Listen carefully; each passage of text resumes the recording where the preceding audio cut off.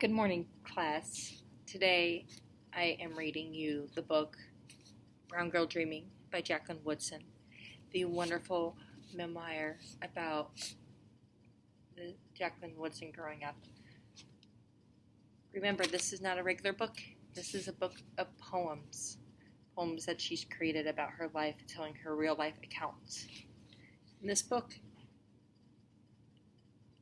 we're going to refer to the chapters as parts because, as you can see when you flip through, it'll say part and not like chapter 1 or 2.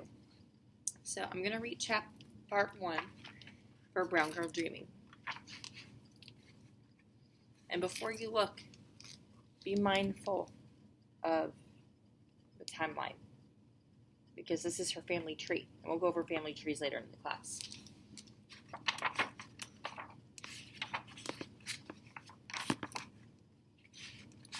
So, part 1, I am born. February 12th, 1963. I am born on a Tuesday at University Hospital, Columbus, Ohio, USA. A country caught between black and white. I am born not long from the time or far from the place where my great-great-grandparents worked the deep, rich lands, unfree, dawn till dusk, unpaid, drank cool water from scoped-out gourds, looked up and followed the sky's mirrored constellation to freedom. I am born as the South explodes. Too many people, too many years. Page 1. Be mindful of the vocabulary gourds. I would look that up. I am born as the South explodes. Too many people, too many years. Enslaved, then emancipated, but not free. The people who look like me keep fighting and marching and getting killed so that today, February 12th, 1963, and every day from this moment on, brown children like me can grow up free, can grow up learning and voting and walking and riding wherever we want. I am born in Ohio, but the stories of the South Carolina already run like rivers through my veins. Second Daughter's Day on Earth, page 3. My birth certificate says female Negro. Mother, Mary Ann Irby, 22, Negro. Father, Jack Austin Woodson, 25, Negro. In Birmingham, Alabama, Martin Luther King Jr. is planning a march on Washington where John F. Kennedy is president. In Harlem, Malcolm X is standing on a soapbox talking about a revolution. Outside the window of University Hospital, snow is falling. So much already covers the vast Ohio ground. In Montgomery, only 7 years have passed since Rosa Parks refused to give up her seat on a city bus. I am born a brown-skinned, black-haired, and wide-eyed. I am born Negro here and colored there. And somewhere else, the freedom singers have linked arms, their protest rising into song. Deep in my heart, I do believe that we shall overcome someday. And somewhere else, James Baldwin is writing about injustice. Each novel, each essay changing the world. I do not yet know who I'll be, what I'll say, how I'll say it. Not even 3 years have passed since a brown girl named Ruby Bridge walked into an all-white school. Armed guards surrounded her while hundreds of white people spat and called her names. She was 6 years old. I do not know if I'll be strong like Ruby. I do not know what the world will look like. I am finally able to walk, speak, write. Another Buckeye! The nurse says to my mother, "Already I am being named for this place, Ohio, the Buckeye State." My fingers curl into a fist automatically. "This is the way," my mother said, "of every baby's hand." I do not know if these hands will become Malcolm's raised fists, Martin's open and asking, or James curled around a pin. I do not know if these hands will be Rosa's or Ruby's, gently gloved and fiercely folded, calmly in a lap, on a desk, around a book, ready to change the world. It's the end of chapter 5. I would take a moment to reflect to see if you can make any predictions or if there's any people you didn't know about. Write them down and come to class prepared, and I can define them for you. Page 6. A girl named Jack. "Good enough name for me," my father said, the day I was born. "Don't see why. She can't have it too." But the woman said no. My mother first, then each aunt, pulling my pink blanket back, patting on the crop of the thick curls, tugging at my new toes, touching my cheeks. "We won't have a girl named Jack," my mother said. And my father's sisters whispered, a boy named Jack was bad enough. But only so my mother could hear. "Name a girl Jack," my father said, "and she can't help but grow up strong. Raise her right," my father said, "and she'll make that name her own. Name a girl Jack, and people will look at her twice," my father said. "For no good reason but to ask if her parents were crazy," my mother said, and back and forth it went until I was Jackie, and my father left the hospital mad. My mother said to my aunts, "Hand me that pen," wrote Jacqueline, where it was asked for my name. Jacqueline, just in case someone thought to drop the IE. Jacqueline, just in case I grew up and wanted something a little bit longer and further away from Jack. The Woodsons of Ohio. My father's family can trace their history back to Thomas Woodson of Chillicothe, said to be the first son of Thomas Jefferson and Sally Hemings. Some say this isn't so, but the Woodson of Ohio know what the Woodson coming before them left behind in the Bibles, in the stories, and history coming down through time. So, ask any Woodson why. You can't go down the Woodson line without finding doctors and lawyers and teachers, athletes and scholars, and the people in government, they'll say. We had a head start, they'll say. Thomas Woodson expected the best of us. They'll lean back, lace their fingers across their chests, smile a smile that's older than time, say, well, all started back before Thomas Jefferson Woodson of Chillicothe, and they'll begin to tell our long, long story. The Ghosts of Nelsonville House, page 10. The Woodsons are one of the few black families in town. Their house is a big and white and sits on a hill. Look up to see them. Through the high windows inside the kitchen filled with light of a watery Nelsonville sun. In the parlor, a fireplace burns warmth into the Ohio winter. Keep looking, and it's spring again. The light's gold now and dancing across the pine floors.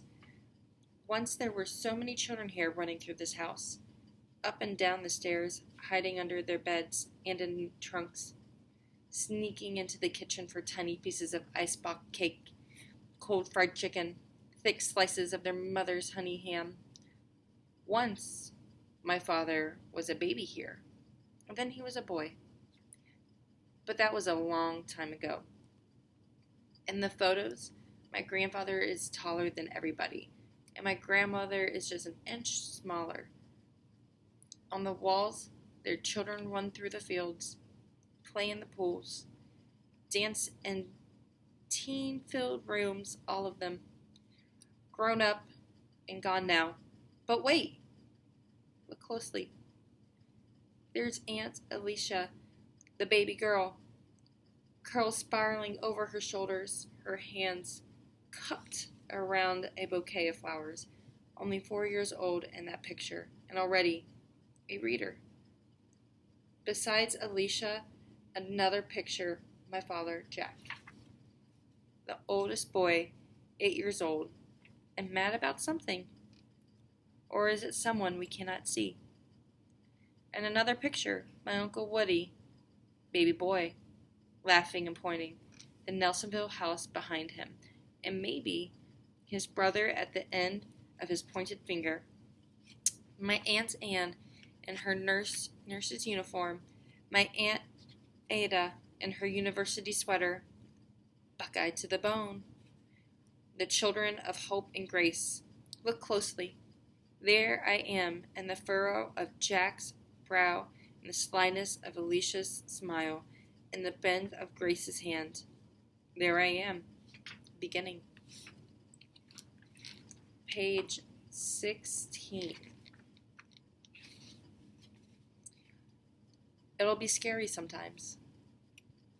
My great-great-grandfather on my father's side was born free in Ohio, 1832. Built his home and farmed his lands, then dug for coal when farming wasn't enough. Fought hard in the war.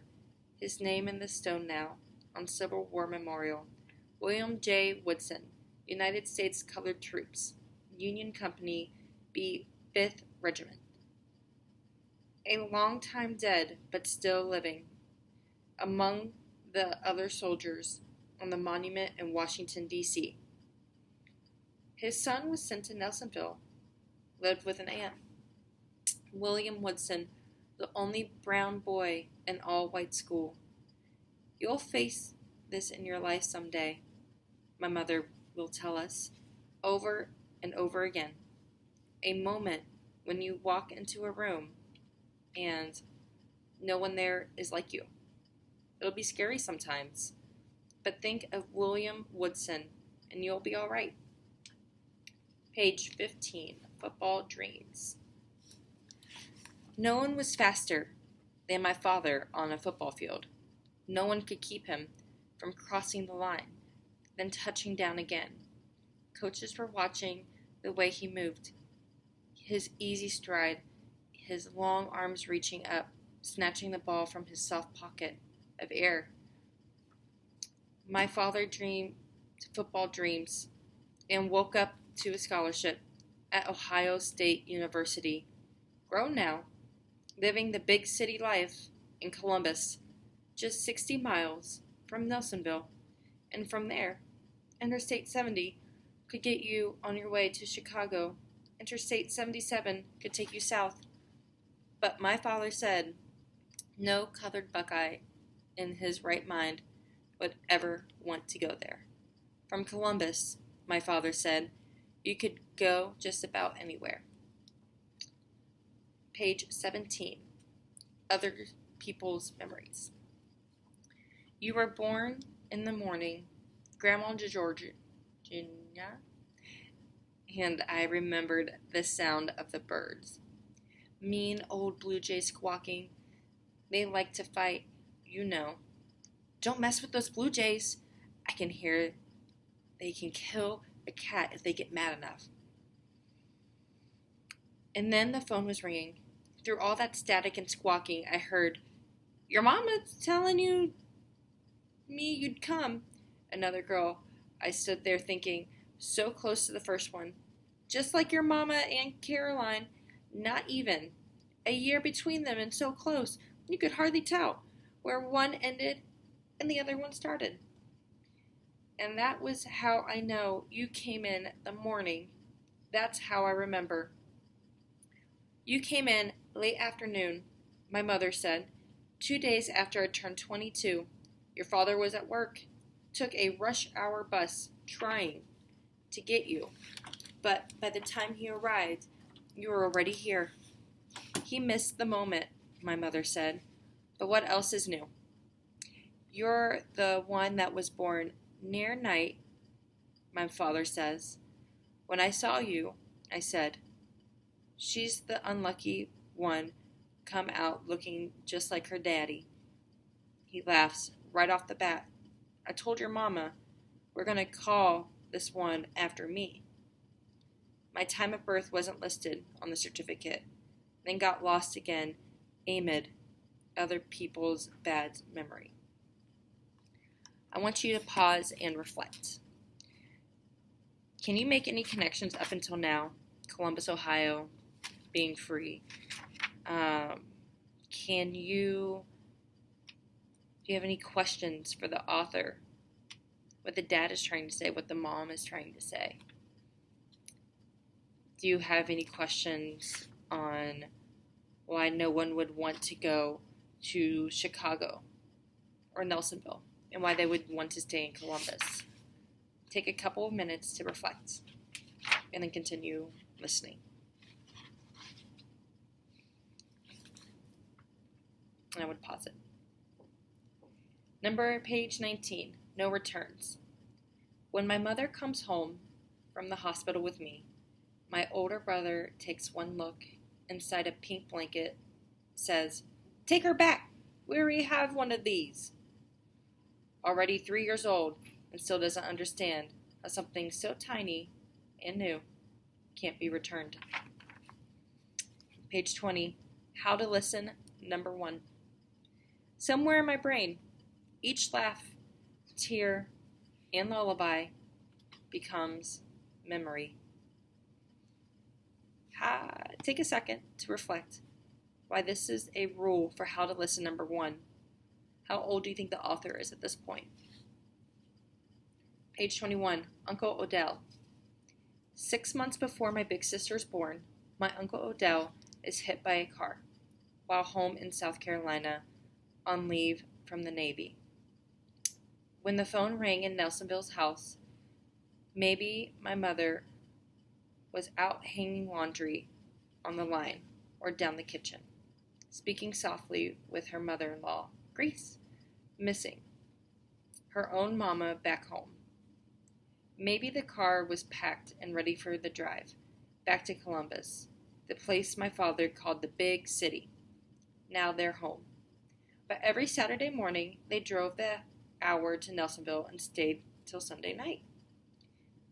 Maybe right before the phone rang, tomorrow was just another day. But when the news of my uncle's dying traveled from place he felt in South Carolina to the cold March morning in Ohio, my mother looked out into a gray day that would change her forever. Your brother, my mother heard her own mother say, and then there was only a roaring in the air around her new pain, where once there wasn't pain, a hollowness where only minutes before she had been whole. So I want you to refer to stanza 3, lines 2 through 5. What are you picturing in your head? Can you make a connection? I want you to take a couple minutes to reflect. Good news. Months before the bone-cold Buckeye winter settles over Ohio, the last September light brings my older sister, named Odella Caroline, after my Uncle Odell and my Aunt Caroline. In South Carolina, the phone rings. As my mother's mother moves towards it, she closes her eyes, then opens them to look out over her yard. As she reaches for it, she watches the way the light slips through the heavy pine needles, dapples everything with sweet September light. Her hand on the phone now, she lifts it, praying silently. For the good news, the sweet chill of autumn is finally bringing her way. My Mother and Grace, page 25. It is south that brings my mother and father's mother, Grace, together. Grace's family is from Greenville, too. So's my mother. Is home to her and her own kids. Can't understand. You know how those Woodstones are, Grace says. The Woodstones this and the North that, making Mama smile.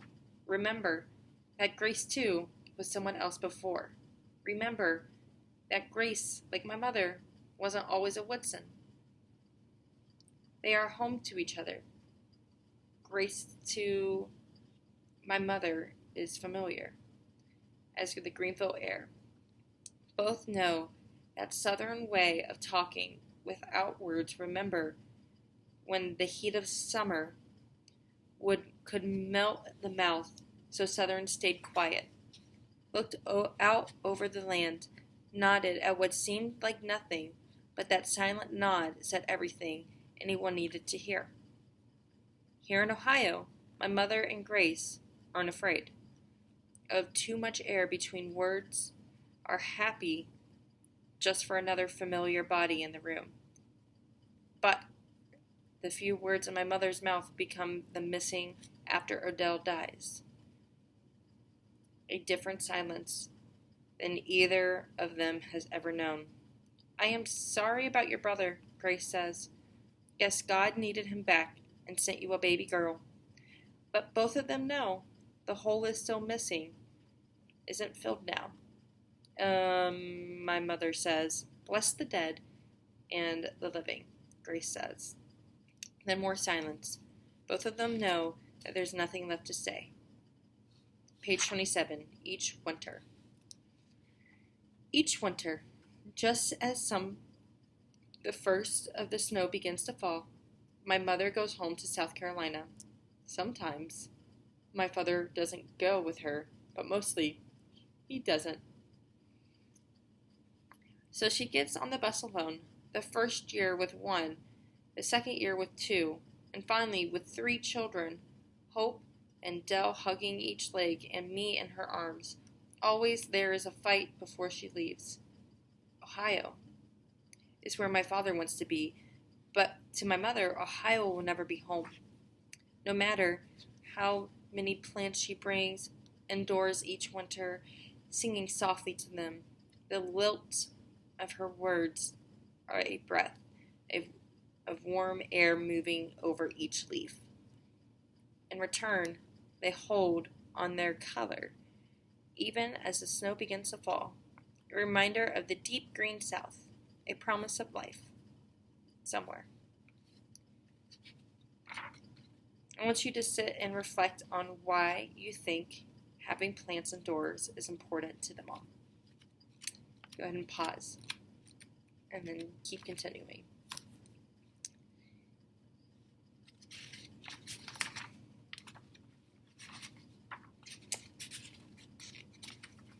Journey. You can keep your South, my father says.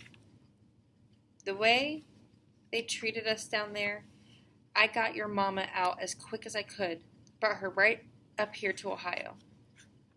Told her that there's never going to be a Woodson that sits in the back of the bus. Never going to be a Woodson that has to, yes sir, no sir, white people. Never going to be a Woodson made to look down at the ground. All you kids are stronger than me. Than that, my father says. All you Woodson kids deserve to be as good as you already are. Yes, sir, Bob. My father says. You can keep your South Carolina. Greenville, South Carolina, 1963, page 30. On the bus, my mother moves with us to the back. It is 1963, in South Carolina. Too dangerous to sit closer to the front and dare the driver to make her move, not with us, not now. Me in her arms, all of 3 months old, my sister and her brother squeezed into the seat beside her, white shirt, tie, and my brother's head shaved clean. My sister's braids white ribboned. Sit up straight, my mother says. She tells my brother to take his fingers out of his mouth. They do what is asked of them, although they don't know why they have to. This isn't Ohio, my mother says, as though we understand. Her mouth a small lipstick dash, her back, sharp as a line. Do not cross, colored to the back. Step off the curb. If a white person comes towards you, don't look at them in the eye. Yes, sir? No, sir. My apologies. Her eyes straight ahead. My mother is miles away from here. Then her mouth softens. Her hands move gently over my brother's warm head. He is 3 years old. His wide eyes open to the world. His 2 big ears already listening. We're as good as anybody, my mother whispers. As good as anybody. Home, page 32. Soon, we are near my other grandparents' house. Small red stone, immense yards surrounding it. Hall Street. A front porch swing thirsty for oil. A pot of azaleas blooming. A pine tree. Red dirt wafting up around our mother's newly polished shoes. Welcome home, my grandparents say, their warm brown arms around us, a white handkerchief embroidered with blue to wipe away my mother's tears, and me, the new baby, sat deep inside this love. I want you to pause and picture what stanza 1 is saying. The cousins, page 33. It's my mother's birthday, and the music is turned up loud. Her cousins all around her, the way it was before she left. The same cousin she played with as a girl. Remember the time, they ask, when we stole Miss Carter's peach pie off the windowsill, got stuck in that ditch down below Todd's house, climbed the fence, and snuck into Greenville Pool? Weren't scared about getting arrested either. Shoot, nobody telling us what we can and can't swim. And she laughs, remembering it all. On the radio, Sam Cooke is singing, Twistin' the Night Away. Let me tell you about a place somewhere up a New York way. The cousins have come from as far away as Spartanburg. The boys dressed in skinny leg pants, the girls in flowy skirts that swirl out when they spin, twisting the night away. Cousin Dorothy's fiancé, holding up tight to her hand as they twist. Cousin Sam dancing with Mama, ready to catch her if she falls, he says. And Mother remembering being a little girl looking down, scared from a high-up tree, and seeing her cousin there waiting. Here we have a lot of fun, putting trouble on the run, twisting the night away. I knew you weren't staying up north, the cousins say. You belong here with us. My mother throws her head back, her newly pressed and curled hair gleaming, her smile and the same as one she had before she left for Columbus. She's Mary Ann Irby again, Georgina and Gunner's youngest daughter. She's home. I want you to pause. There were 2 vocabulary words, 2 wow words, in the cousins on page 33 and 34.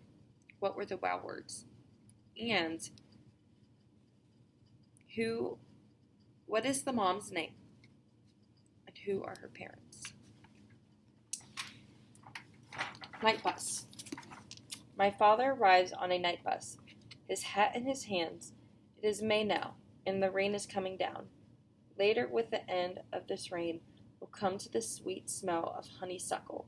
But for now, there is only one sky opening and my father's tears. I'm sorry, he whispers. This fight is over for now. Tomorrow we will travel as a family back to Columbus, Ohio. Hope and Dell fighting for a place on my father's lap. Greenville, with its separate ways growing small, behind us. For now, my parents stand hugging in the warm Carolina rain. No past, no future, just this perfect now. After Greenville number 1. After the chicken is fried and wrapped in wax paper, tucked gently into the cardboard shoes, boxes, and tied with string, after the cornbread is cut into wedges and peaches washed and dried, after the sweet tea is poured into mason jars, twisted tight, the deviled eggs are scooped back into their egg white beds, slipped into a porcelain bowl that are my mother's now, a gift. Her mother sends with her on the journey. After the clothes are folded back into the suitcase, the hair ribbons and shirts washed and ironed. After my mother's lipstick is on, my father's scratchy beginnings of the beard are gone. After our faces are coated, with a thin layer of Vaseline gently wiped off with a cool, wet cloth. Then it is time to say our goodbyes. A small clutch of us children pressed against my grandmother's apron. Her tears quickly blinked away. After the night falls, it is safe for the brown people to leave the South without getting stopped, and sometimes beaten, and always questioned. Are you one of those freedom riders? Are you one of those civil rights people?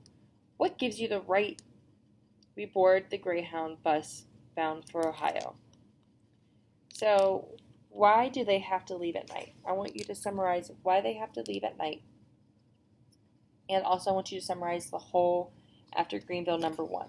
What are they doing? Are they in Carolina? Are they back home? Or what is happening here?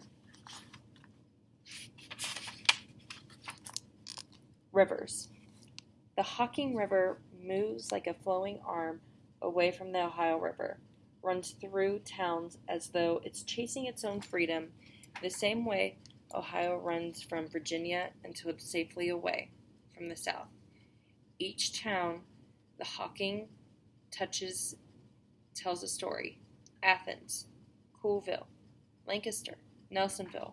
Each waits for the Hocking waters to rush through.